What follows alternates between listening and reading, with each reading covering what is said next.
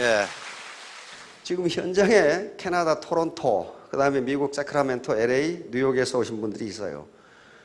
그분들요, 미국에 그 당시에 이민 갈 정도면은요, 이 가방끈이 상당히 길어요. 길고 미국에서 잘 살고 있어요. 그런데 이 애터미 사업을 하는 거예요. 미국에서 폭발적으로 커지고 있거든요. 왜냐하면 그만한 가치가 있다고 생각하니까 하는 거예요. 자, 그러면 우선 우리가 빅 비즈니스를 하는데 그거는 무슨 큰 일을 할 때에 어떻게 접근해야 되느냐. 차분하게 접근해야 돼. 덤벙대는 놈 치고 내 성공하는 놈 한 놈도 못 봤어. 차분하게 접근해야 돼. 각국마다 전쟁의 원칙이라는 게 있습니다. 어느 나라나 전쟁 원칙 중에 가장 중요한 것은 목표입니다. 목표. 이게 가장 중요합니다. 목표, 오브젝티브. 목표를 명확하게 정해서 공격작전을 수행해야 됩니다. 그리고 집중이라는 게 있습니다. 집중. 매스라고 하는데요. 집중은 어느 한 곳에 전투력을 집중해야 된다. 다시 말하면 인간이 비즈니스를 하고 살아가는 데 있어서도 전쟁 원칙은 그대로 적용됩니다. 전쟁에 승리하느냐 승리하지 못하느냐가 목표를 명확하게 정의했느냐, 그리고 그 목표를 향해서 전투력을 집중했느냐에 따라서 전쟁의 승패가 좌우됩니다. 그것은 양쪽의 병력이 어떻게 되느냐와는 관계가 없어요. 예를 들면 우리가 알렉산더 대왕 다 아시죠? 마케도니아의 알렉산더 대왕, 헬레니즘 문화를 꽃피웠던 알렉산더 대왕. 그 당시 마케도니아 군대는 5만 명이었습니다. 알렉산더 대왕이 지휘하는 마케도니아 군대는 5만 명이고, 그 다음에 옆에 있는 페르시아 제국 다리우스 3세가 지휘하는 군대는 20만 명이었어요. 20만 명이 넘었어요. 그러니까 이게 알렉산더의 군대보다 페르시아의 다리우스 3세의 군대가 병력면에서 4배가 넘는 거예요. 그런데 이기긴 누가 이겼느냐? 알렉산더가 이겼어요. 5만 명 가지고 20만 명을 격파했단 말이에요. 그거 어떻게 돼서 그러느냐? 알렉산더 대왕은 목표가 명확했어요. 페르시아는 그 당시에 어마어마한 대제국이었기 때문에 각 지역에서 각 국가 각 부족들의 젊은이들을 모아서 페르시아 제국 군대를 만들었단 말이에요. 그러니까 각 병사들과 각 지휘관들 간에 서양하고 믿지를 못해. 종족이 다르고 문화가 다르니까 단지 다리우스 대제에 대해서만 충성하고 있어. 그러니까 알렉산더는 목표를 어떻게 정했느냐? 다리우스 대제만 죽여버리거나 저놈만 전장에서 쫓아내버리면은 페르시아 군대는 무너진다, 이렇게 본 거예요. 목표가 명확했어요. 그래서 5만 명의 병력을 가지고 다리우스가 있는 곳을 집중적으로 공격해서 결국 다리우스가 도망가 버리니까 페르시아의 20만 대군은 무너져 버립니다. 이게 목표예요. 목표가 명확해야 돼요. 그래서 이 목표라는 것하고 목표를 명확하게 정했느냐, 그리고 그 목표를 탈취하기 위해서, 즉 목표를 달성하기 위해서 내가 가진 역량을 집중했느냐, 매스. 선택과 집중이에요. 오늘날 비즈니스에 있어서도 그 기업이 망하느냐 또는 흥하느냐가 선택과 집중에 있다는 건 다 압니다. 비즈니스를 해본 사람은. 이것저것 문우발식으로 하면은 하나도 제대로 하는 게 없어요. 어느 하나에 집중을 해서 그걸 세계 최고로 만들어버리면 그 기업은 망하지 않고 흥해요. 예를 들면 마이크로소프트. 이게 컴퓨터 운영체계만 해요. 마이크로소프트 소프트웨어만 한다고요. 다른 거 안 해. 뭐 마이크로소프트가 무슨 자동차 회사 하는 거 봤어요? 그런 거 하면은 어떻게 됩니까? 집중이 안 되고 분산이 돼요. 분산이 되면은 어느 하나에서 1등을 하지 못합니다. 마찬가지로 여기서 지금 오늘 제목으로 잡은 게 판매사 1000만 원 작전인데, 오늘 처음 오신 분들은 판매사가 뭔가 1000만 원 작전, 저 영감탱이 공갈치고 있구만, 그렇게 생각하셔도 상관없어요. 목표만 명확하면은 5만의 군대를 가지고 20만을 격파할 수 있어요. 그리고 분명히 말씀드리지만 이건 빅 비즈니스예요. 빅 비즈니스고 사소한 어려움을 극복하면 정말로 빅 석세스를 할 수 있어요. 큰 성공을 할 수 있습니다. 우리 정주영 회장님, 가장 제가 존경하는 기업가 중 한 분입니다. 어떤 실수보다 치명적인 실수는 일을 포기해버리는 것이다. 정말 정주영 회장님은 이 말씀을 하실 가치가 있습니다. 무슨 일이든 할 수 있다고 생각하는 사람이 해내는 법이다. 의심하면 의심하는 만큼 밖에 못하고 할 수 없다고 생각하면 할 수 없는 것이다. 정주영 회장님이 우리 전경련 회장을 한번 하신 적이 있죠. 그때 전경련 회관을 지었어요. 근데 정주영 회장님이 요거 몇 월 말까지 지어 그랬는데 그 밑에 사무를 보는 분이 그때까지 지을 수 없다는 이유를 이만큼 조사해 왔어. 그걸 보시고 정주영 회장님이 허허허 웃으시더니 그런 노력이면 그때까지 짓겠네. 아, 이 자식은 그때까지 지으라겠는데 그때까지 할 수 없다는 이유를 이만큼 적어온 거야. 근데 그때까지 됐어. 그게 됐다고. 늘 하지. 그래서 정 회장님은 늘 이 말씀을 하셨어요. 할 수 있다고 생각하는 사람은 한다. 삶의 질을 변화시키기에 필요한 그 무엇, 이 책 속에 있는 겁니다. 첫 번째로 난 반드시 내가 원하는 대로 살 수 있고 그렇게 되도록 할 수 있다는 신념입니다. 이게 사실은 이런 성공학 강의 또는 자기개발 이론 강의 거의 전부입니다. 나는 그렇게 할 수 있다. 나는 그럴 만한 인물이다. 이걸 셀프 이미지라고 그래요. 내가 나를 평가하는데 나를 비하하지 말라는 거예요. 이건 지금 KFC의 커널 할래드 샌더스가 한 말입니다. 그 KFC 그 피자가 아니라 닭튀김 있죠? 65세 때 한 말입니다. 내 인생은 끝나지 않았다. 나는 흔들 의자에 정부 보조금이나 받으면서 앉아 있지는 않을 것이다. 이게 할래드 샌더스가 한 말인데요. 이 양반은 부모들이 일찍 돌아가셨기 때문에 초등학교도 제대로 졸업하지 못한 분입니다. 그래서 20살 때 결혼을 하고 사업을 했는데 사업에 어느 정도 성공을 하다가 망했어요. 망하니까 마누라도 도망가 버리고 그래서 이것저것 하다가 나중에 큰 식당 사업으로 성공을 하는데 그것도 망해버려요. 그것도 망해가지고 알거지가 됩니다. 성공과 실패를 계속 한 분이에요. 그래서 안 해본 일이 없어요. 철도 노동자, 그 다음에 농장의 잡부 그러다가 65세가 되니까 미국 정부에서 연금이 나와. 노령연금이 미국 나온단 말이에요. 그게 $105였어요. $105를 가지고 65세에 그러니까 그때부터는 정부 연금 받고 살아도 돼요. 왜냐하면 그때까지 자기가 비즈니스를 해서 정부에 낸 세금이 많거든. 지금 왈거지가 됐지만은. 그런데 자기는 그렇게 앉아서 정부 연금이나 받으면서 살 수가 없다고 생각한 거예요. 그래서 생각난 게 뭐냐 하면은 자기 어머니가 옛날에 해 주셨던 닭튀김이 생각나. 닭튀김. 그게 굉장히 맛있었는데 그래서 주유소라든가 이런 일하면서 닭튀김 요리를 자기가 개발한 거예요. 그런데 65세에 닭튀김 요리를 자기가 해서 먹어보니까 맛이 무지하게 좋아. 그런데 가게가 있나? 돈이 있나? 아무것도 없어요. 아무것도 없으니까 요 기술을 로열티를 받고 팔아서 사업을 하면 되겠다. 그게 프랜차이즈예요. 프랜차이즈. 유타주의 한 식당 업주가 덜커덕 계약을 했어요. 그게 1009번째입니다. 1008번째까지 거절을 당했어. 너나 해라, 너나. 1009번째에 프랜차이즈 1호점이 탁 생깁니다. 그 KFC. 그러면 그 계약한 식당 주인은 어떻게 됐을까? 그 KFC하고 계약을 하면서 매출이 3배로 늘어버려. 매출이 3배로 늘어버려.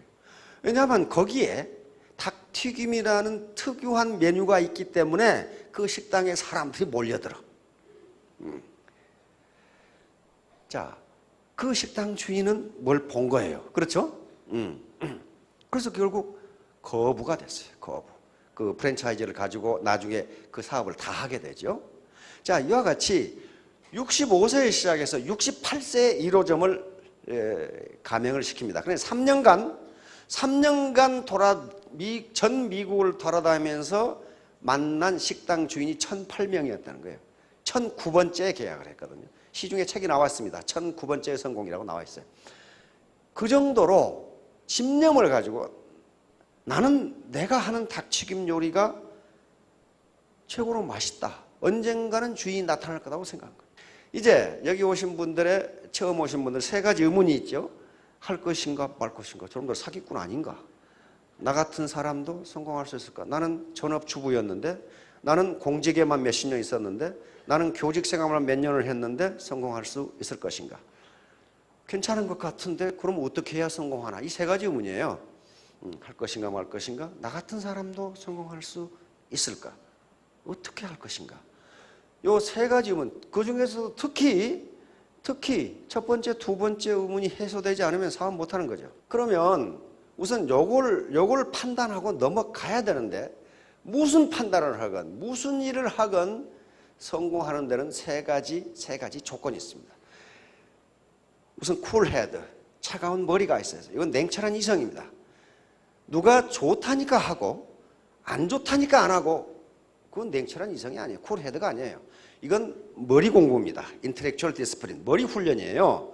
두 번째는 인생에 성공하는데 또는 비즈니스에 성공하는 데 있어서 냉철한 머리만 가지고는 안 됩니다. 반드시 따뜻한 가슴이 있어야 돼요. 웜 하트가 있어야 돼요. 내가 하는 일이 옳은 일인가? 내가 하는 일이 보람 있는 일인가? 내가 하는 일이 다른 사람에게도 이익을 주는 일인가? 정직성, 도덕성 이런 것들이 뒷받침되지 않으면요 반드시 패가 망신해요. 세 번째는 부지런한 손발이에요. 부지런한 손발. 따뜻한 가슴이 있는데 가만히 있다. 그러면 그거 이웃집 할아버지지 뭐. 그렇잖아요. 이웃집 할아버지지. 그거 성공 못해요. 반드시 몸공부, 피지컬 디스플린 요게 있어야 돼요. 어떤 비즈니스를 하든지 요걸 따져보세요. 합법성. 이건 설립의 합법성뿐만 아니고 사업 전개 과정에 있어야 합법적이라는 걸 따져봐야 돼요. 합법을 가장한 불법이 굉장히 많다고요. 그런 사업은 성공하기 힘듭니다. 앞으로 우리 대한민국은 점점 투명 사회로 갈 겁니다. 법을 위반하고 이제 자신의 개인적 이득을 취하려고 하는 사람은 그게 오래가지 못할 거예요. 이걸 따져보시라고. 이 회사가 합법적이냐. 그 다음에 경영자의 도덕성과 경영 능력. 이거 두 개의 수레바퀴입니다. 도덕성이 있어야 되고 지 배만 채우려고 해서는 안 되고, 도덕성만 있고 경영 능력이 없으면 그것도 역시 이웃집 할아버지예요. 그건 안 된단 말이에요. 그건 비즈니스맨이 아니에요. 세 번째는 제품입니다. 제품은 세 가지 측면에서 봐야 돼요. 하나는 제품 아이템의 구성이에요. 일반적으로 이런 네트워크 마케팅에서 성공하려면은 그것이 생활 필수품인 경우가 가장 좋아요. 다시 말하면 소비재인 경우가 가장 좋아요. 그것이 내구재인 경우에는 한 번 사면 5년, 10년 쓰는 것은 그건 사업 아이템으로서는 적당치 않아요. 그런데 내구재인 경우에도 파생 수요가 있는 경우는 괜찮아요. 파생 수요라는 것은 한 내구재를 팔면 그 내구재에 필요한 다른 재료를 팔 수 있으면 돼요. 예를 들면 커피 기계와 커피 그라인더. 그러면 커피 기계는 내구재지만 커피는 소비재라고요. 그 다음에 세탁기와 세제, 이것도 마찬가지예요. 두 번째 퀄리티예요. 품질. 가격보다 중요한 건 퀄리티입니다. 품질이 시중에 나와 있는 다른 제품하고 비교해서 경쟁 위가 있느냐 하는 문제예요. 퀄리티, 지금 우리 대한민국의 소득은 국민소득이 지금 정부 발표로는 24,000불이라고 그런단 말이에요. 이 정도 수준에서는요 퀄리티가 굉장히 중요합니다. 싼 비지떡 같은 건 되지 않아요. 두 번째는 가격이에요. 퀄리티가 높으면서 가격이 적정해야 된다고요. 퀄리티가 높으면서 가격이 비싼 것은 얼마든지 있어요. 백화점에 가보세요. 명품 얼마든지 있어요. 보자기 하나에 무슨 이태리 무슨 보자기 몇십만 원. 그거 얼마든지 있어요. 무슨 똥인지 하는 가방 200만 원. 이게 말이지. 그런 거 얼마든지 있어요. 근데 물어보니까 품질은 굉장히 좋대요. 굉장히 좋답니다. 퀄리티가 좋은데 가격이 높으면 서민들은 거기에 접근하기가 힘들어요. 그렇다면 그것은 귀족 비즈니스지 서민 비즈니스가 아니에요. 그래서 그걸 따져보시라는 거예요. 세 번째, 수익구조. 리워드 시스템. 다시 말하면 나는 열심히 해서 퀄리티도 좋고 가격도 싼데 죽어라고 발바닥에 고무타는 냄새 나게 띄워놨더니 돈은 어떤 놈들이 다 집어넣고 있더라. 그 짓 하면 안 됩니다. 그런 비즈니스는 하면 안 돼요. 나에게도 내가 땀 흘린 것만큼 돌아오는 걸 따져보시라는 거예요. 이게 리워드 시스템이에요. 다음 비용 부담, 진입비. 다시 말하면 이 물건을 강제로 의무적으로 사라고 안 하면 나는 안 사겠다. 그런 게 있는가 봐라 이 말이에요. 그런 게 있으면 그 물건이 퀄리티와 프라이스 면에서 경쟁력이 없는 거예요. 비전, 생존 및 발전. 이 회사가 오래 갈 수 있느냐. 어떤 네트워크 마케팅에 가든지 상속이 가능하다. 그렇게 얘기를 해. 그러면 상속이 가능하려면 그놈의 회사가 안 망해야 돼. 그러니까 안 망하고 생존할 수 있느냐 하는 걸 보시라는 거예요. 교육 시스템. 교육 시스템도 굉장히 중요한 게요. 진짜 황금은요, 도금하지를 않아요. 그게 굴이니까 도금을 하는 거지 황금은 도금을 하지 않는다고요. 그래서 교육 시스템이 요란하고 세뇌 교육 비슷하게 시키는 데는 가지 마세요. 행사 시스템도 마찬가지예요. 요란스럽게 행사하고 무슨 턱시도 입고 나오고 나비 넥타이 입고 나와가지고 막 하는 데는 그 뭔가 부실하니까 그런 짓을 하고 있는 거예요. 동반성장. 이런 애터비 같은 기업은 우리에게 납품하는 회사치고 지금 100%씩 성장하지 않는 기업이 없어요. 그렇게 해줘. 전부 다 현금 결제를 다 해줘 버리거든. 현금 결제를. 자, 이런 객관적인 조건을 스스로 쿨헤드를 가지고 따져보시라는 거예요. 내 인생을 내가 주체적으로 사시려면은 자기 머리로 따져보셔야 돼요. 옆에서 누가 하지 마라 하니까 안 하고 좋다 하니까 하고 그렇게 하지 마시라고. 그런데 돈벌이는 잘 되는데 옳지 않은 일이라면 하지 마세요. 옳지 않은 일은요 그렇게 오래 못 갑니다. 옳지 않은 일은 하지 마세요. 그리고 보람 없는 일은 하지 마세요. 10억을 투자했을 때 몇 명의 고용이 창출되느냐 하는 문제예요. 그걸 제조업에 투자하면 고용 창출이 5명도 안 돼요. 생각해보니까 5명도 안 될 것 같아. 요즘 10억 가지고 기계 사고 사무실 없고 하면 5명 고용 창출 안 되죠. 어르신 그렇죠? 그런데 그걸 소프트웨어 문화 콘텐츠 사업에 투자하면 10여 명 된다고 그래요. 10억 가지고 고용이 한 10여 명 된다고 그래요. 그렇게 해가지고는요 현재 우리 고용 문제 해결 못합니다. 그런데 이건 이 회사의 자본금이 10억이에요. 10억 가지고 지금 수천 명이 먹고 살아요. 그렇다면 이렇게 효율적인 투자가 있구나. 만일에 이 비즈니스가 사기만 치지 않는다면 고용 창출이 가능하고 그 다음에 땀 흘린 것만큼 벌 수 있다. 다시 말하면 각자 개인이 사장님이시기 때문에 내 사업을 내가 어떻게 할 것인가는 내가 의사결정을 해야 돼요. 누가 안 시켜줍니다. 그렇다면 자기가 뛴 것만큼 벌 수 있다면 이 사업은 정의로운 것이다. 이렇게 생각합니다. 정의로운 것이다. 그리고 전후방 연관 효과가 엄청나게 큽니다. 전후방 연관 효과가 비즈니스의 전후방 연관 효과가 엄청나게 커요. 비즈니스에서 전후방 연관 효과가 큰 사업은 사회에 대한 기여도가 굉장히 큽니다. 고용 창출이 굉장히 많이 돼요. 예를 들면 전후방 연관 효과라는 게 이겁니다. 여기에 포항제철이 있다. 포항제철이라는 회사가 생기면은요, 여기서 나오는 제품을 이용해서 하는 산업이 발전합니다. 예를 들면 뭐가 있어요? 우리 자동차, 선박, 건설, 기계 이런 금속을 사용해서 그러니까 여기서 나오는 제품을 사용해서 사는 산업이 발전하는 걸 전방연관 효과라 그래요. 포워드 링키지 이펙트라는 그 전문 용어가 있어요. 그런데 요 공장이 생기면 여기에 원재료를 공급하는 회사가 다시 또 활성화됩니다. 그렇죠?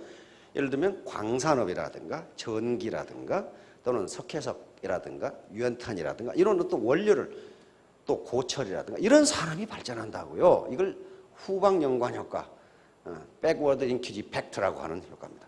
그런데 마찬가지로 이게 애텀이라는 유통회사가 있단 말이에요. 유통회사가 있으면은 여기에 재료를 공급하는 회사가 있어요. 어디가 있어요? 지금 여기 KBNH 있죠? 우리가 많이 팔아주면 팔아줄수록 KBNH의 고용이 늘어난다고요. 그렇잖아요. 인플로이먼트가 늘어나요. 그러면 KBNH가 물건을 많이 팔면 팔수록 어디서 소득이 올라가요 또? 당기 농사 짓는 농부의 소득이 올라가진다고? 그 다음에 저쪽에 강원도 감자밭 농부의 소득이 올라가요. 감자라면.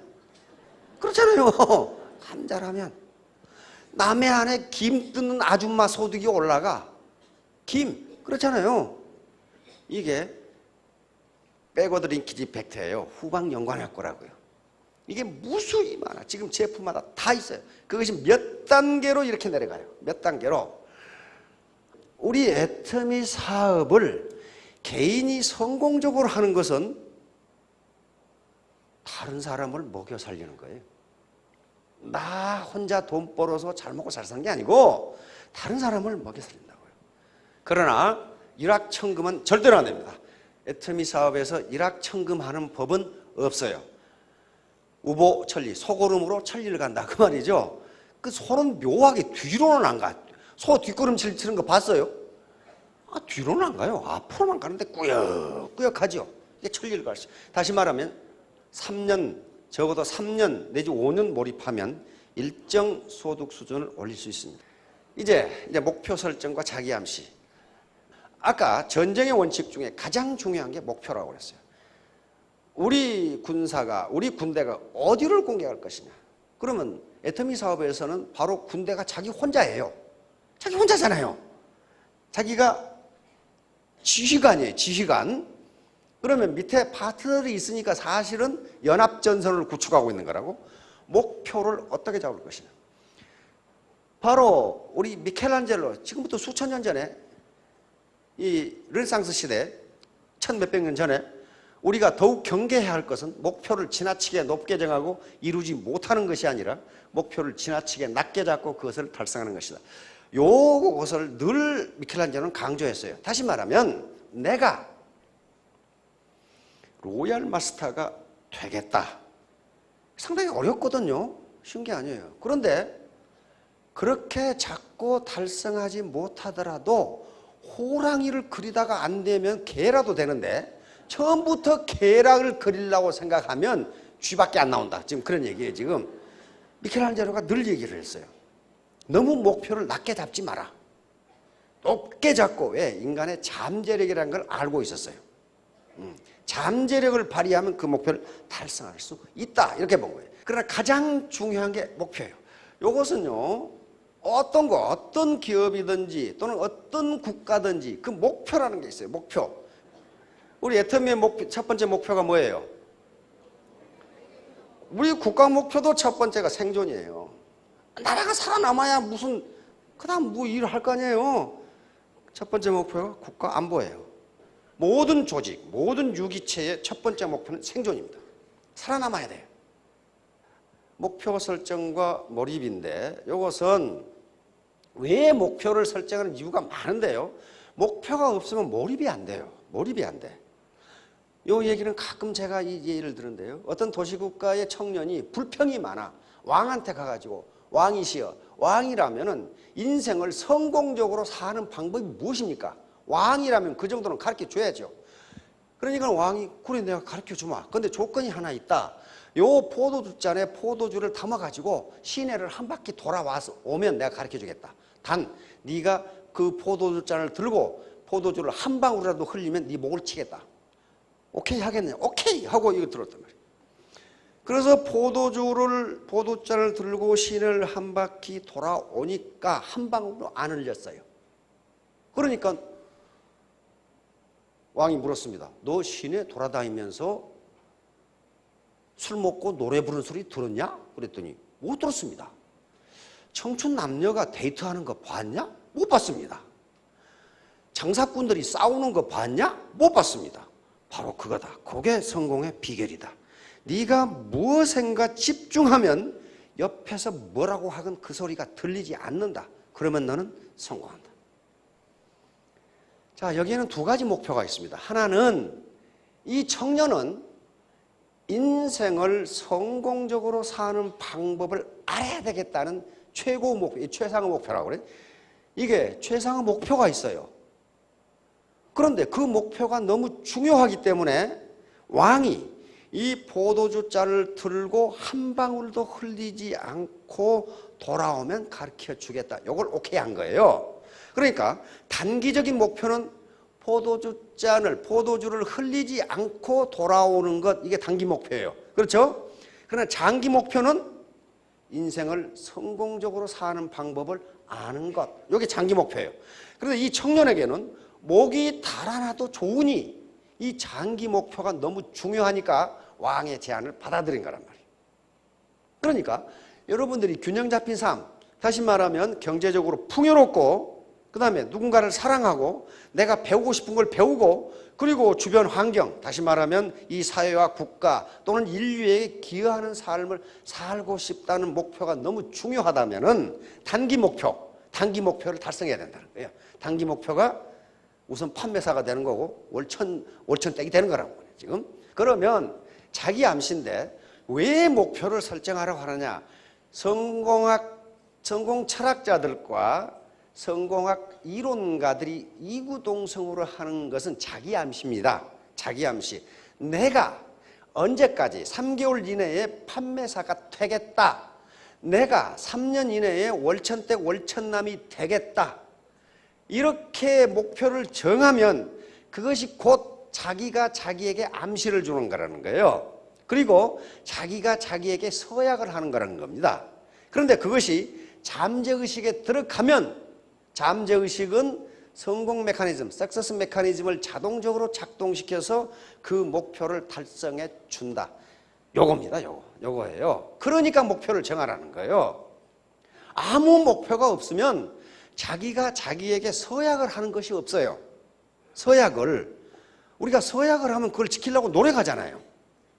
그리고 그것이 잠재의식 속에 들어간다는 거예요. 근데 잠재의식, 우리 인간의식은 현재의식이 있고 잠재의식이 있는데 현재의식은 10%밖에 되지 않습니다. 이것은 지그문트 프로이트, 정신분석학을 창시했던 지그문트 프로이트의 최대의 발견이라고 이렇게 해야 됩니다. 잠재의식이라는 게 우리가 의식하지 못하는 subconscious mind가 있다는 거예요. 그러니까 내가 3개월 이내에 판매사가 되느냐 못 되느냐, 내가 3년 이내에 월천댁이 되느냐 못 되느냐를 내가 판단하는 것은 10%밖에 안 되는 현재의식으로 판단하는 거라 그 말이에요.